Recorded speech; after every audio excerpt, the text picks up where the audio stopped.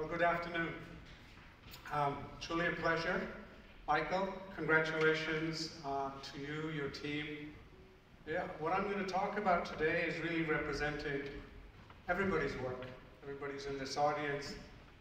And I always like to remind myself that we're able to do what we're doing because of pioneers, many of which were in this room, who believed in this field for 30, 40 years, quietly continuing, allowing this field to incubate, and, as we believe now, reaching this inflection point where it's starting to accelerate. So we must never forget that before everybody else got on the bandwagon, people like myself wouldn't be here. It wasn't for these pioneers. I know many of you are in this room. Eric from the Buck Institute, Aubrey, and others, and several members of my team are here. And I mentioned that because I can't stay for the whole 2 days, but for follow-on, there will be at least 1 or 2 members of my team from Hevolution here. We have people from our partner institutions as well. But let me talk a little bit about what Hevolution's mission, our vision is. It's very simple. It is to expand healthy lifespan for the benefit of all. We're a nonprofit. We do invest, but all of our profits go back into the foundation. And our mission is not only find the breakthroughs, but if we're going to have 4 billion people benefit as a regular client, you can't do that if you can't figure out how to scale it at a cost that the individual and the societies and governments can afford to pay. Ultimately, it's going to take all of those sectors to participate. So I personally don't like to use the term longevity because people misunderstand it as living longer. We have figured out how to live longer. What we haven't figured out is how to live longer, healthier. And so the biggest gap right now is not simply extension of life, but extension of healthy life. And that is what Hevolution is focused on in both funding science and investing. That's what we talk about. To make that point, if we look at the differential between life expectancy and years of health, doesn't matter where you live in the world, interestingly, whether you live in Africa, Asia, Europe, or North America, you're on average going to spend 10 years of your life with some form of chronic disease that is age-related. The healthcare cost burden of that is massive. No other country needs to look at this any more so than the United Kingdom, Western Europe, Scandinavia, including right here in Germany, whether we're talking about Japan, China, Taiwan, Singapore, all of these countries, and now increasingly the US, their health systems can no longer be sustained financially because of the costs of diseases related to aging. Aging in this field is not a nice to have. It is not being driven just for social causes. There is an economic benefit. It's an economic imperative that governments can no longer support our health systems the way they are. For developing countries that don't have nationalized health systems, like many countries in Africa, many countries in Asia, let us remind ourselves they're still pay-forward systems. The young generation personally pays to take care of their older generation, whether it's parents or grandparents. That is not sustainable simply because the demographics is changing so fast. So look all the way to the right. That 10-year period of poor health is worth trillions of dollars. We estimate, based on calculations, that each 12 months of compression of that year in the US alone is probably worth about $4 trillion of GDP. If you extrapolate that around the world, we are talking about really serious impact on GDP that we're already paying for today. We need ministers of finance to start to understand this, not just the ministers of health. I think one of the challenges we've had as a field, we've been talking to health ministers alone. We need to get the finance minister to understand that this has actually got direct return on GDP and impact and therefore needs to be invested in, not just by the private sector, but also by the public sector, and I'll talk about this in a minute. Now, the global demographics is the driver of this. If we think about life expectancy, yes, it has gone up, and look at the way the demographic of the world is going to change as we move forward. This graph here shows you on the vertical axis age, and of course the horizontal axis the numbers of people in each of these age categories. It used to be a pyramid. That pyramid is gone, it's becoming a cylinder. And in many countries, for example, in China and other parts of Southeast Asia, Japan, 40% of its population is over the age of 60 now. That is having a profound impact not only on healthcare costs, but the workforce. Fewer and fewer young people are expected to support more and more older people. And the answer is not, let's not do anything about it. That's not an option. And this is a major driver of this. By the way, if this looks a challenge, look on the right.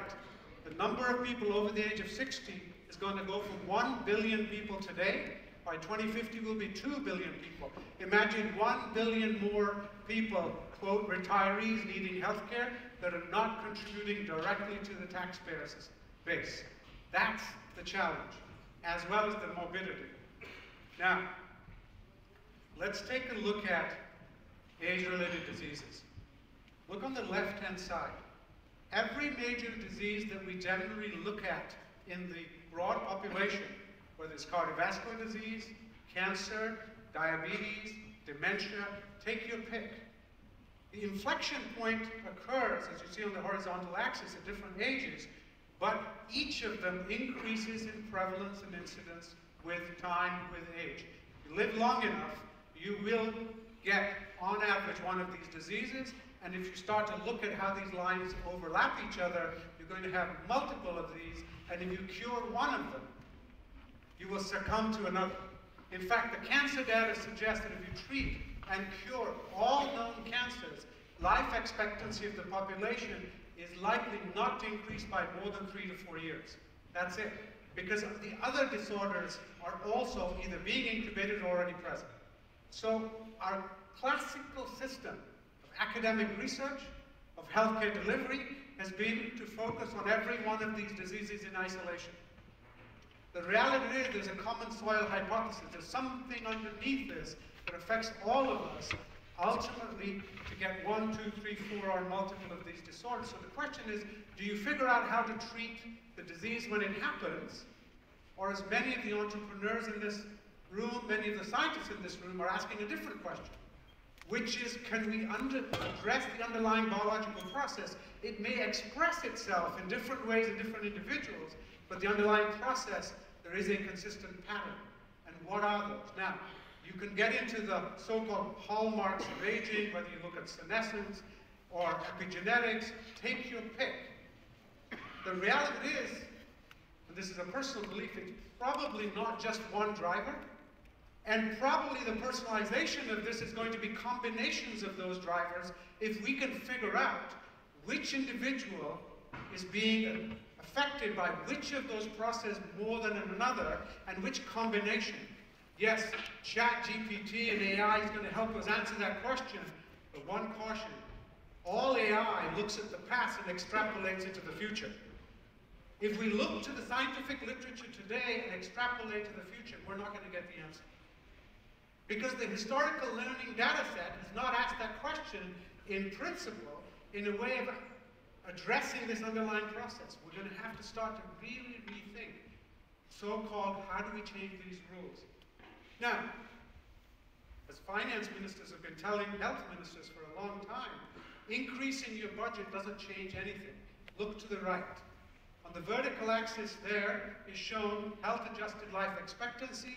On the horizontal axis is cost per capita. After the first 25% of investment on that curve, you can continue to increase your health budget for your population almost exponentially. It has little impact on the population's health. The United States is that done all the way to the right. I won't even hazard a guess where Germany and the European Union is. I assure you it's not all the way to the left. So the reality is we have to start asking ourselves if increasing our health budgets and doing the same is not working. I think it was a German scientist who's supposed to be quoted to have said, if you keep doing the same thing, don't expect a different outcome. Correct? That's unfortunately the approach we've tended to take as a society. Not a criticism not to invest in healthcare, but investing in healthcare the way we've been doing it isn't answering the problem. And that's one of the things we have to ask ourselves. This is where entrepreneurship comes in. This is where private capital comes in. This is where innovation comes in. Because the risk takers who are in this room are asking a different question. What if I come at it differently? That is less likely to come out of public sector alone. We have to come at this together and show the public sector what is possible. And then bring them along. It's going to take both. And that's what I'm going to talk about, why Hevolution operates the way we do. This is not a developed world challenge. In fact, Africa is predicted to have the largest population in the world of old people in the foreseeable future. China already is there, Japan is there, I've mentioned these other countries. But it is now a global challenge. The only difference is, today, many of these poor countries do not have the infrastructure to take care of a sick old population. They don't have it. In fact, the challenge globally is indeed that these countries are going to become poor. Sorry, they're going to become old before they become rich. Rich countries getting old have built the infrastructure. Poor countries getting old do not have the ability to invest to create that infrastructure.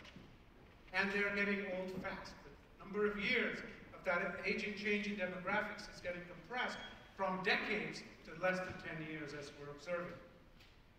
If you want to see a haves and have-not divide in a divided world, imagine if you figure out solutions how to keep your population healthy in wealthy developed countries and do not figure out how to democratize those technologies for less wealthy countries to be able to take those, whether it's India, China, or Africa, the productivity divide that I just talked about, trillions of dollars of GDP, will only widen.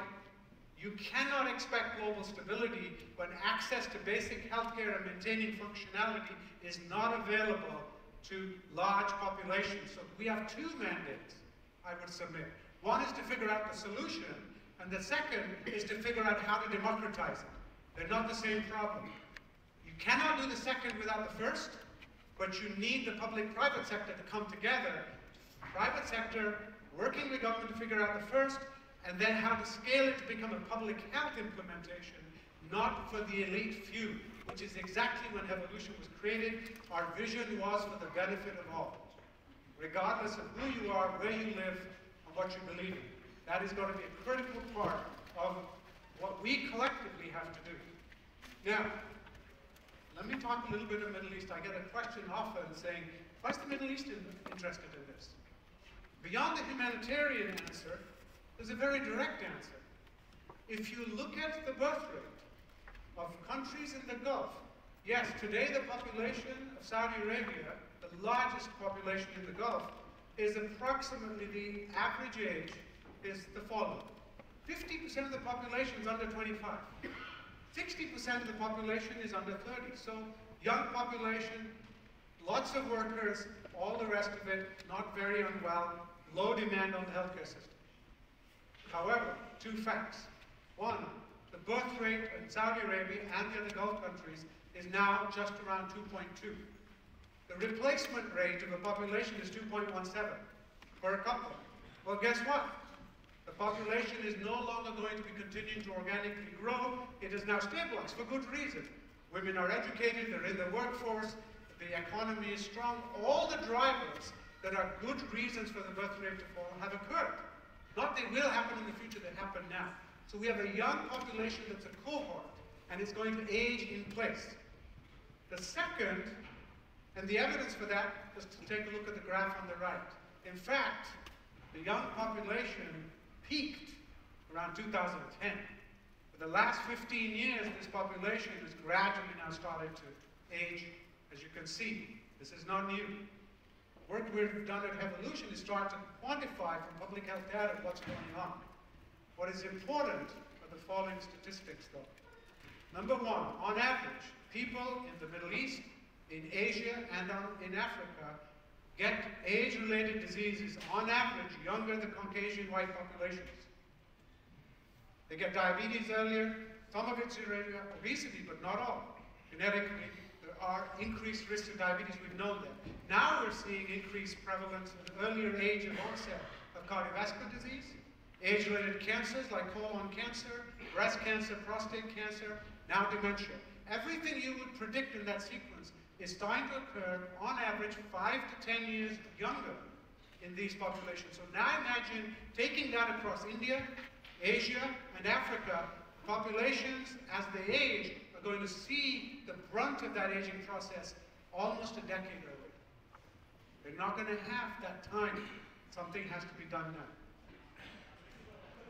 This is an example of some of the data that we're now starting to see as what's going on. Of course, we saw obesity first, we saw diabetes follow that, the others are coming. So how do we think about it? Well, everybody in Europe and the UK knows, and in the US, our healthcare system is the top. You're well, and you get a chronic disease, and then you go get treated for it. Talked about that. How do we get to this bottom? You're well, you're thinking about prevention, not just as getting your vaccines and your DPT, but actually prevention from an aging perspective. How do you get to think about preventing and delaying the onset of those chronic diseases so that you do see a population that is aging healthy? That gives you more time, you remain healthier, you remain more productive. That has implications for our society. Everything from what age should we, if people are productive, should they be retiring at 60? What does that mean to our educational system? Do you get to start another career? You get to train your population again. Some countries, like Europe, actually have better retraining programs than others. One thing we're thinking about in North America, we have a much less developed retraining infrastructure, but nobody's doing it exactly as might be needed.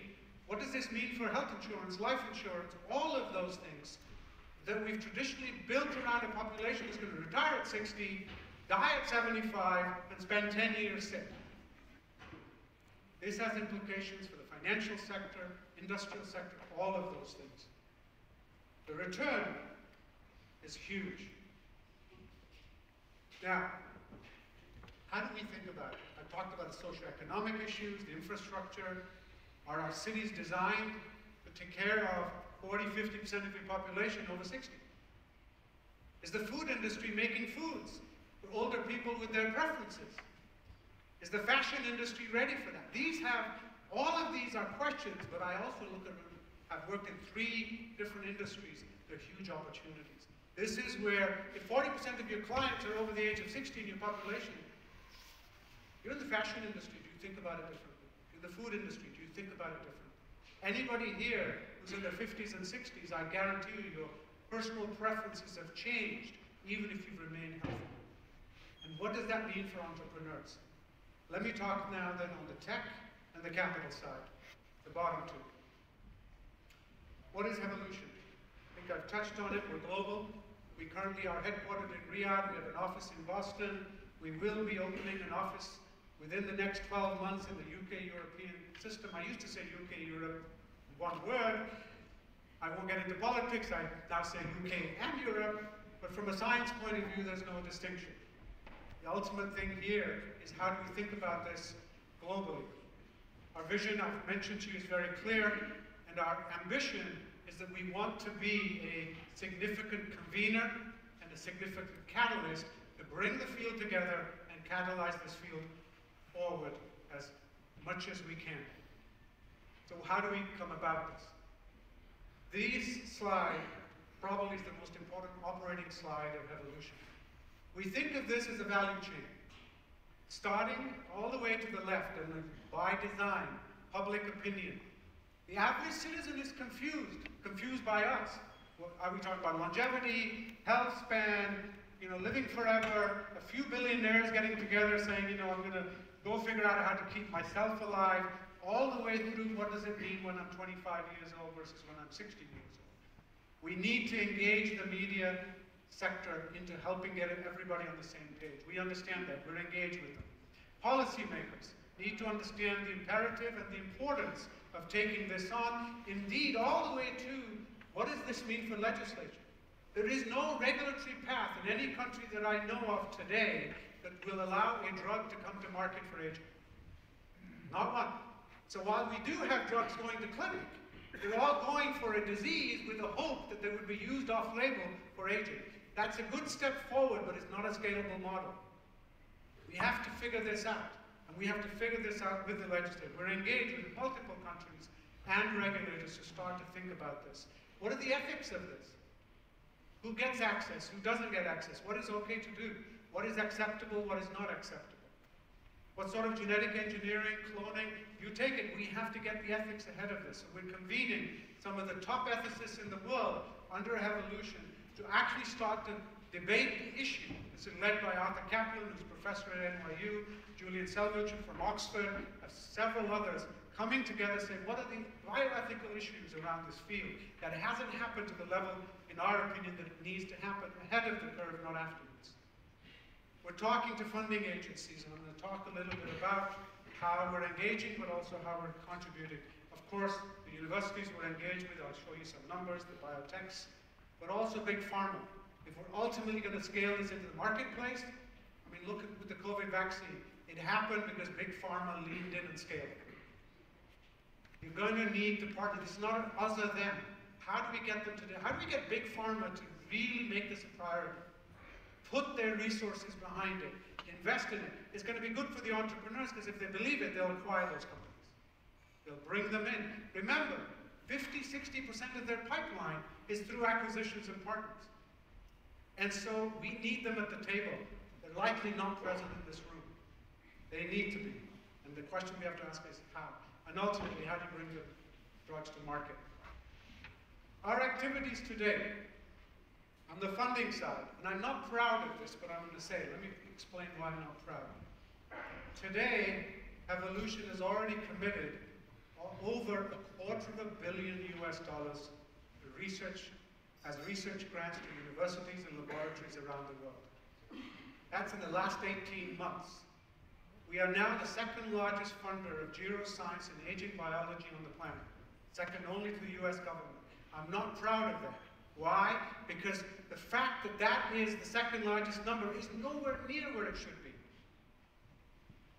We should get European Union, the German government, the British government, the US government, other Asian countries stepping up their investment to generate the pipeline of science and to train the scientists of the future that are going to be the drivers of the ideas that entrepreneurs can invest in.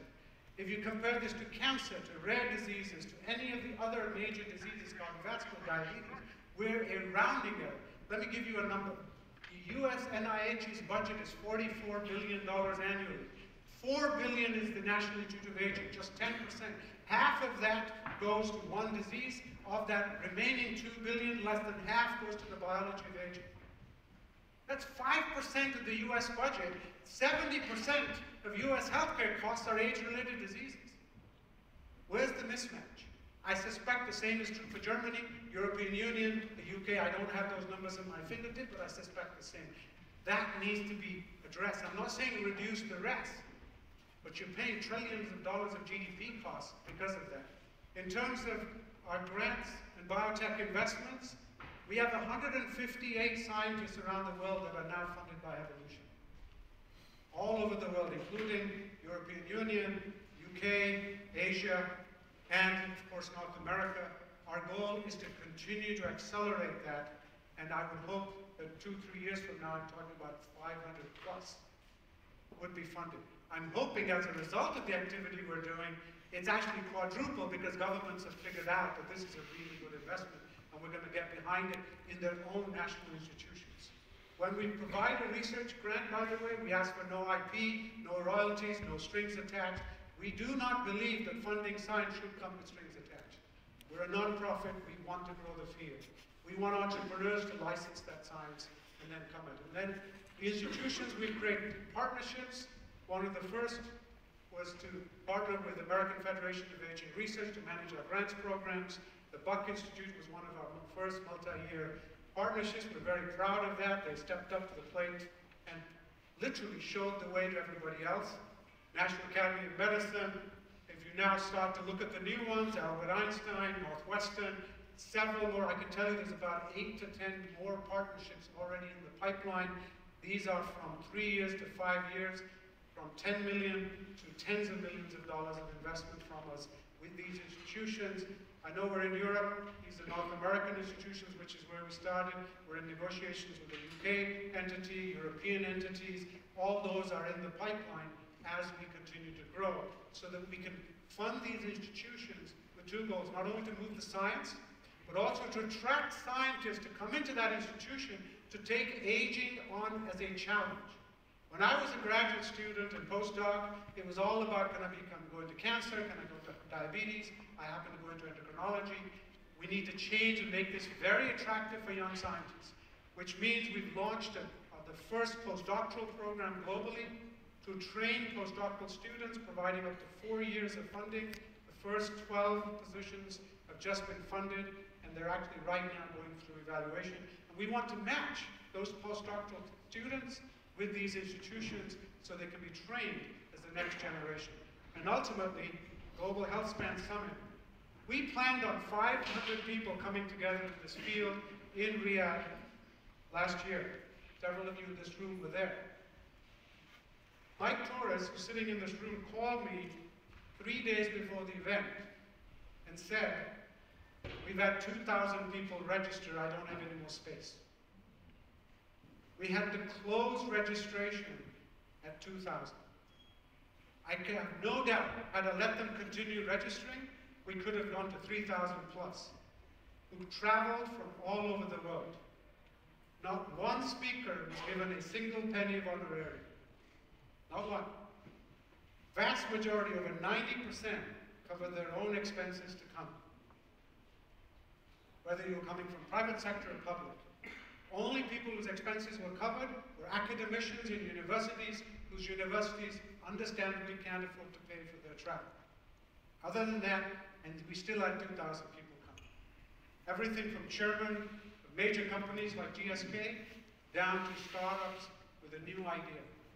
That told me nothing else other than there is a demand for this field to convene, and it's right at that juncture to get going. Our job was to convene it, and we did. Next one is February 25, literally 11 months, 10 months from now. I'm not worried about it because Mike's on top of that. I'm sure he'll make it happen. Now, how do we work? Our operating model is shown on this slide. We want to have impact, as you can see at the top. I personally believe you cannot have impact until you have scale. You cannot scale until you create leverage. And you cannot create leverage until you actually collaborate.